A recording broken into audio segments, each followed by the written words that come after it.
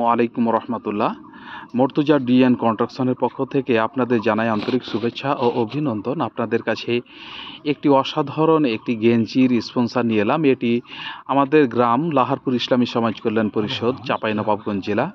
এই লাহারপুর ইসলামী সমাজ কল্যাণ পরিষদ প্রায় 14 বছরের মাথায় পা দিচ্ছে। 14 বছর পূর্তি এবারকার তাফসিরুল কোরআন মাহফিলের জন্য প্রস্তুতি নিবে। এই তাফসিরুল কোরআন মাহফিলের বড় বড় আলেম ওলামা, যেমন গতবার আব্দুল আলামিন এসেছিল, আর 2024 সালে যেমন এম হাসিবুর রহমানকে দাওয়াত করা হয়েছিল। আর আপনারা দোয়া করবেন